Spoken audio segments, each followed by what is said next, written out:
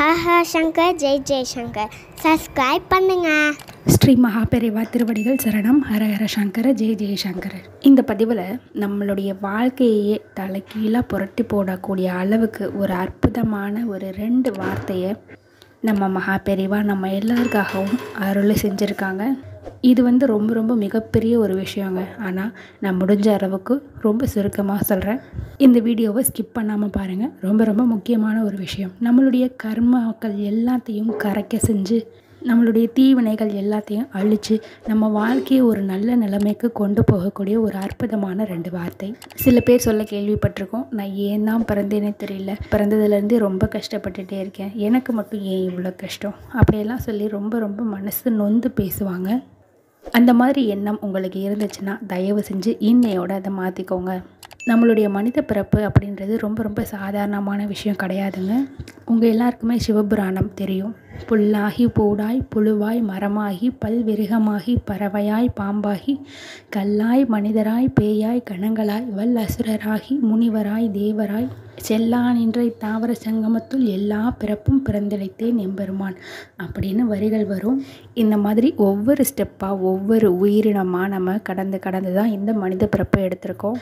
கடவுள் நம்மளை சோதிக்கிறாரு அப்படின்னா, ஏதாவது ஒரு கஷ்டம் வருது அப்படின்னா, நம்ம பண்ண ஏதோ ஒரு தப்புக்கு சின்ன தண்டனையாக கொடுக்குறாரு அப்படின்ற மாதிரி தான் நினைக்கணும். நம்ம என்ன தான் தவறு பண்ணாலும் நம்மளுடைய அப்பா அம்மான்றது நம்ம வணங்குற தெய்வம் தான். அதனால் தெய்வ நிந்தனை அப்படின்றது எப்போவுமே பண்ணவே கூடாதுங்க.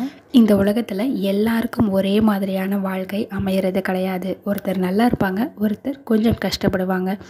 நம்ம அவங்க சொந்த வாழ்க்கையில் முன் ஜென்மத்திலேயோ இந்த ஜென்மத்திலேயோ பண்ணக்கூடிய தேவையில்லாத விஷயங்கள் தான் கர்மாவாக மாறி நமக்கு இந்த மாதிரி கஷ்டங்கள்லாம் நடக்கிறதுக்கு ஒரு வாய்ப்பாக இருக்குது. நம்ம பண்ணக்கூடிய ஒவ்வொரு விஷயமும் சரிங்க, பிரபஞ்சத்தில் எதிரொலிச்சுக்கிட்டே தான் இருக்கும். நம்ம என்ன பண்ணுறோமோ அதே தான் நமக்கு திரும்ப வரும். பஞ்சபூதங்களோட கட்டுப்பாட்டில் தான் நம்ம இருக்கோம். இரவு நீங்கள் தூங்க போகும் பொழுது கடவுளுக்கும் சரி பிரபஞ்சத்துக்கும் சரி நன்றி சொல்ல முதல்ல பழகிக்கோங்க. நான் சொன்ன முதல் வார்த்தை இதுதான், நன்றி. உங்களுக்கு நடந்த எல்லா நல்ல விஷயங்களுக்கும் இந்த செகண்ட் நீங்கள் நல்லா இருக்கீங்க, அதுக்காக முதல்ல இறைவனுக்கும் பிரபஞ்சத்துக்கும் நன்றி சொல்லுங்கள். 2வது வார்த்தை அப்படின்றது மன்னிப்பு. இன்றைக்கி காலையில் எழுந்து நைட்டு தூங்குறதுக்குள்ளே ஏதாவது ஒரு எறும்பை நீங்கள் கொண்டு இருக்கலாம், ஏதாவது ஒரு செடியை நீங்கள் அப்புறப்படுத்தியிருக்கலாம், ஏதாவது ஒரு உயிரினத்துக்கு நீங்கள் தீங்கு விளைவிச்சிருக்கலாம், அதோடு ஏதாவது ஒரு மனுஷனுக்கு நீங்கள் துரோகம் பண்ணியிருக்கலாம், தெரிஞ்சோ தெரியாமலோ. இந்த மாதிரி எல்லா ஒரு விஷயத்துக்கும் நீங்கள் பண்ண தவறுகளுக்கும் இறைவன்கிட்ட நீங்கள் மன்னிப்பு கேளுங்க.